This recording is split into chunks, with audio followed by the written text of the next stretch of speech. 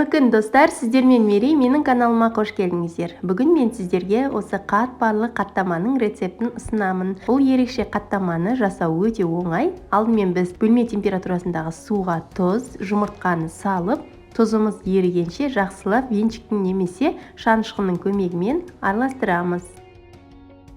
Араластырып алғаннан кейін ұнымызды електен өткізіп, ыдысқа саламыз. Мен 500 грамм ұн қолдандым. Ұнның консистенциясына байланысты әркімде әртүрлі көлем кетеді. Бірінші 500 грамм салып көріңіздер. Қолымызбен ары қарай қамырымызды илейміз.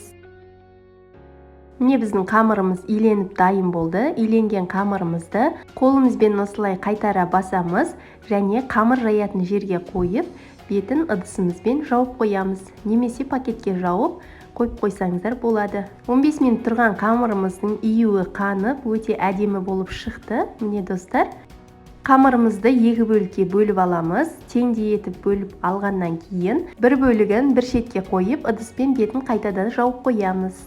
Екінші қамырды алып, қамыр жаятын жерге ұн сеуіп, оқтаудың көмегімен дөңгелек жұқа қамыр жайып аламыз. Алғашқыда осылай қолымызбен формасын келтіріп алсаңыздар болады.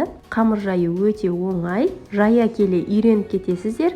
Міне видеодағыдай дөңгелек қамыр жайып алыңыздар. Қамырымыз жұқа болуы қажет. Бірінші қамырымызды жайып алғаннан кейін бір шетке қойып, екінші қамырды да жайып аламыз. Міне достар, екінші қамырды да жайып алдық.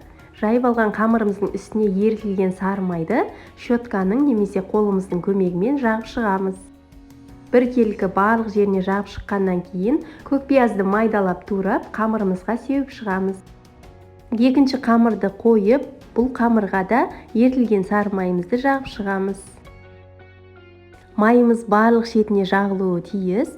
Бұл қамырдың бетіне де көкпияз сеуіп, пышақтың көмегімен міне видеодағыдай ұзынша кескіндер жасап аламыз. Майымызды осы жерде сәл қатырып кессеңіздер, тіке түзу кесілетін болады, қамырымыз жылжып кетпейтін болады. Міне видеодағыдай қамырларымызды бір-біріне біріктіріп орап шығамыз. 3 қамырдан бірге ораймыз. Видеоға мұқият қараңыздар достар. Егер түсінбеген жерлеріңіз болса, комментариядан сұрасаңыздар болады. Міне достар, біздің қаттамамыз дайын болуға аз қалды. Менде осы рецепттен 4 дана қаттама шықты, өте тойымды қаттамалар болып шығады. 4 дана аз болады деп ойламаңыздар. Өте дәмді әрі өте тойымды болып шығады. Міне достар, қаттамаларымызды осылай 4 бөлікке бөліп дайындап алғаннан кейін пакетке салып, мұздатқышқа 15 минутқа қоя тұрамыз. Достар, егер рецепт ұнаса, менің каналыма тіркелуді ұмытпаңыздар. 15 минуттан кейін мұздатышқан қамырларымызды алып, бір-бірлеп дөңгелек көлемде жайып аламыз. Яғни біз қаттаманы табаға пісіретін болғандықтан, табамыздың көлеміне байланысты дөңгелек етіп жайып аламыз. Қаттама жайылуы өте оңай, ұн себудің қажеті жоқ, кішкене жабысуы мүмкін.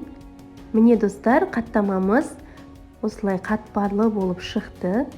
Барлық қамырымызды дөңгелек етіп табамыздың көлеміне байланысты жаямыз. Міне достар, қаттамаларымызды дайындап алдық. Осы кезде табамызды қойып, отымыздың астын жағамыз. Орташа отқа қойып, кішкене ғана сұйық май қойып, кішкене қыздырғаннан кейін оның үстіне қаттамамызды салып пісіре бастаймыз. Қаттамамыз 5 минут тұрғаннан кейін, яғни қаттамамыздың астын піскенін байқап қарап тұрамыз. Достар, естеріңізде болсын, орта отта пісіреміз. Міне екінші бетін аударғанда осылай қып-қызыл, өте әдемі, алтын түсті рең беріп тұрады. Екінші бетін де 5 минуттай ұстаймыз. Яғни отта ұстаймыз. Астын қайта-қайта қарап тұрыңыздар, күйіп кетпесін достар. Отымызды естен шығармаңыздар, орта отта пісіріңіздер.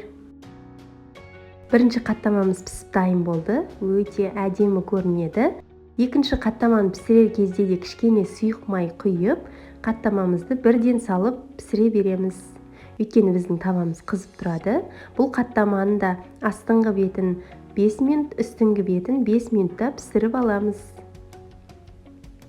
Видеоны міндетті түрде достар соңына дейін қарап, мұқият пісіріп алыңыздар. Міне екінші қаттамамыз да дайын болды. Барлық қаттаманы осы видеодағыдай пісіріп алыңыздар.